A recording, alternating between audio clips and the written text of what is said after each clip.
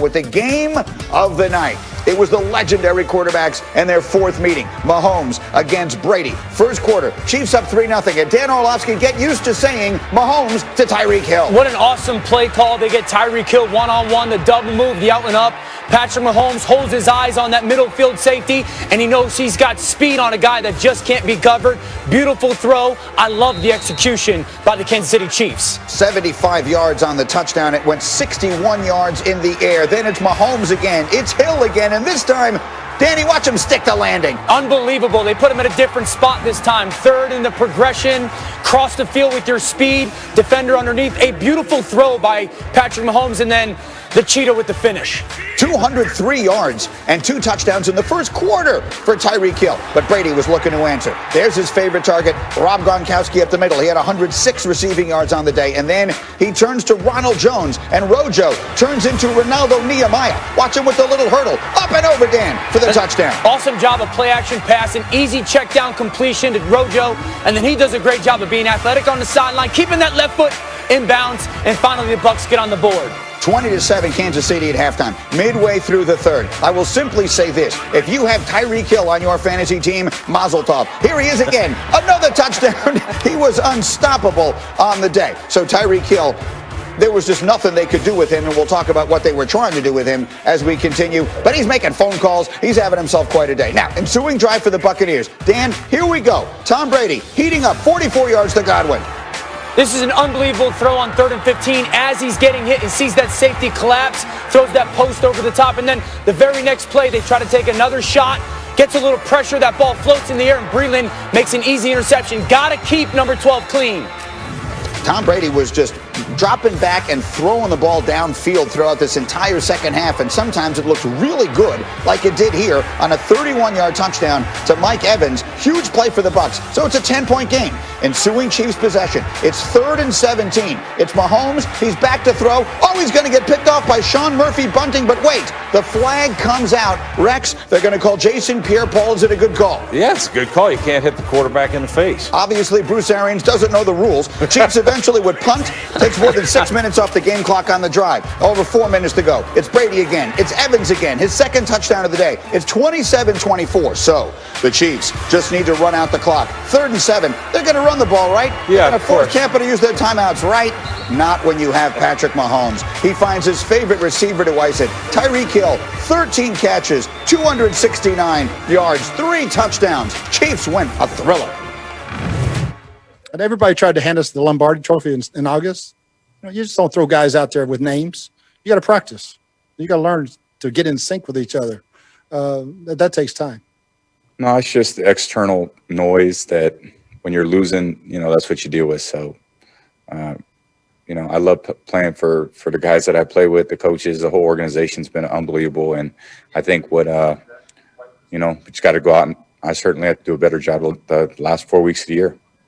So appreciate it. Just have a good week.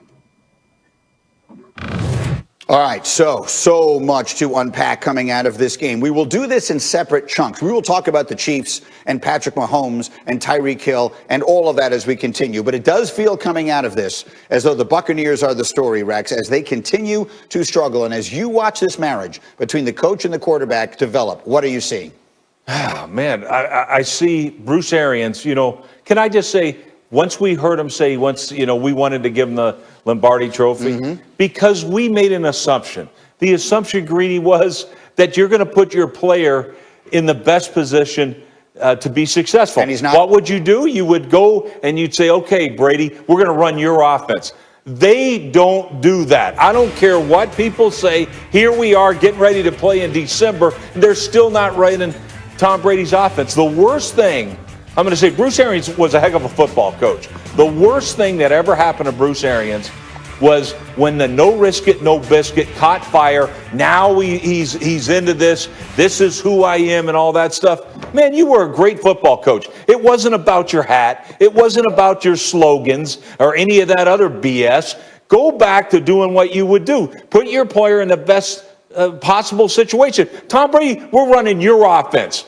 All right? Why? Because you had a hell of a lot more success than we've ever had as coaches or anything else. So to me, that's the biggest disappointment. Danny, let's talk about the offense that they are running, because you've been saying it for a while, and I've been saying it for a while, and yesterday Tony Romo was saying it on the telecast. Are they running the right offense? Absolutely not. The Buccaneers offensively are the walking definition of insanity, doing the same thing over and over and over again and expecting different results. Here's my thing. Last week I ranted on the motion. All right, so now this week you have no plan for pressure?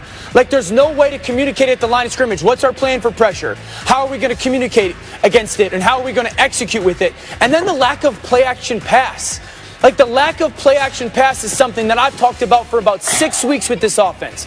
Tom Brady, by every measure right now, is the second-ranked play action passing quarterback in the NFL. It keeps him clean. It helps their offensive line use protection. It creates some of the chunk passes. They ran it 5 times yesterday. 5. So last week, you ran motion 6 times. Yesterday, you run play action pass 5 times. He goes 4 for 5, 83 yards in a touchdown. Patrick Mahomes ran play action pass 17 times.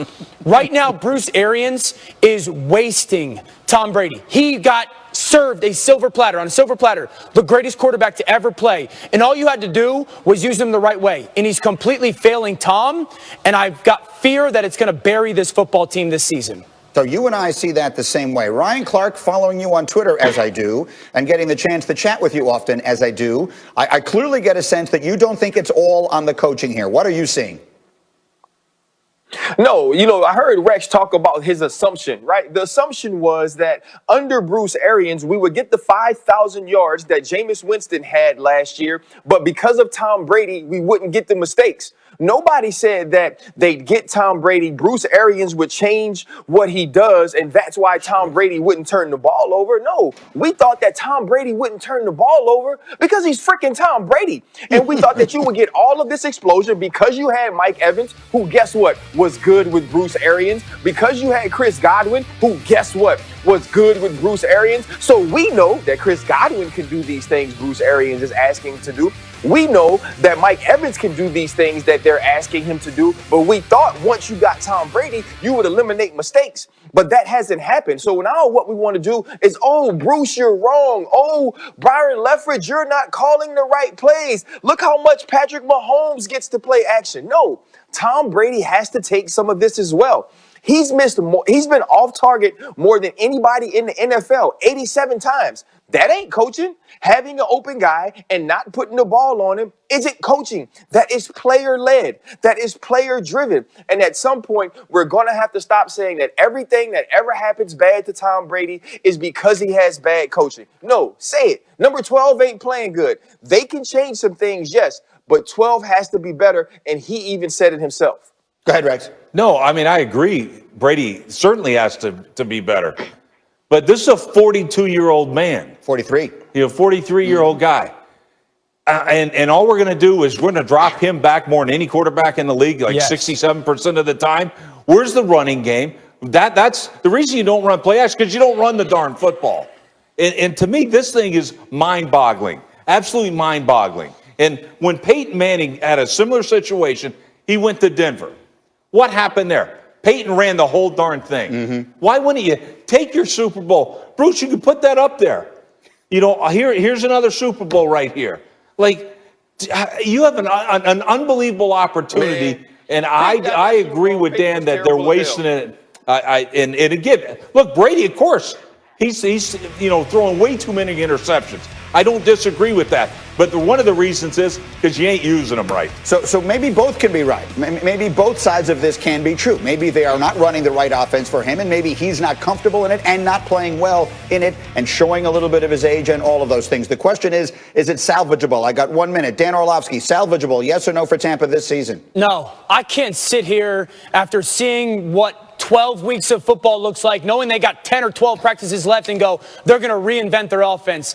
I think they're a good football team. They'll make the playoffs, but I can't sit here and pound the table that they're the best in the NFC. RC, well, best in the NFC is one thing. How about even making any chance of making a reasonable run? RC, can they salvage this thing? They can salvage it because they have extremely talented players offensively, but it's the defense that bothers me. If they play defense the way that they've been playing the last few weeks, they